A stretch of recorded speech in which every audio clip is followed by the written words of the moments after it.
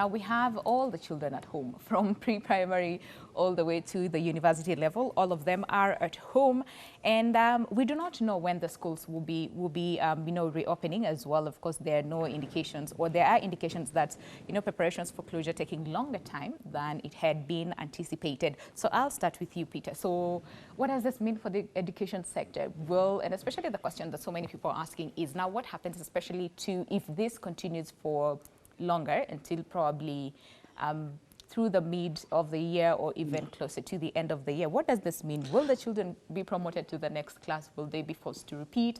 What happens to the school fees that the parents have paid? What do you make of this?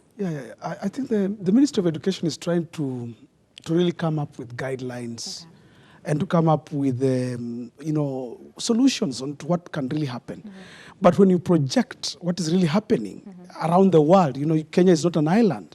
You have to compare the country with the rest of the world. So what's happening is that we've seen that COVID-19 is not something that's going to go away in the next few days. This is something that the repercussions and the impact is going to take long. We are talking about earliest, actually, when we project comparing what's happening in the world, we talk about June. And if we delay schools from opening up to even just May this year, right now we're in April. What will happen is that obviously the national exams will have to be postponed because even exams are not printed in Kenya. National exams in this country are printed in the UK.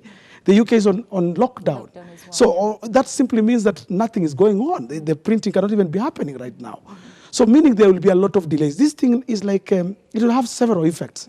So what's going to happen is that obviously there'll have to be delays. The COVID-19 is going to affect many other issues. And as the Deputy President has put it, he has just said a few minutes ago that they have talked to schools, principals, and the Ministry of Education to ensure that schools that are boarding schools can be turned into isolation centers and maybe, to cater for people having the virus. Now, obviously, those schools, if in case they are taken, already we are seeing Lenana High School is a center, So what's going to happen is that you cannot just clear out of Lenana High School and 3 days after students go back to the school to learn. So obviously what's going to happen is that school will need to go through what we call fumigation. Fumigation, yes. It also have to go through other issues and the stigma that may go with it. Because we expect parents and other learners to start saying, no, this school had this kind of people and are being treated in this place. So we expect those kind of issues to come up.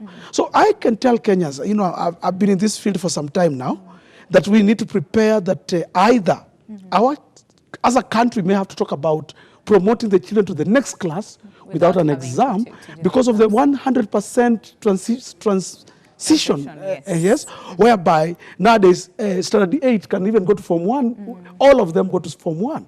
So they don't really need to do an exam to go to Form 1. That's my take.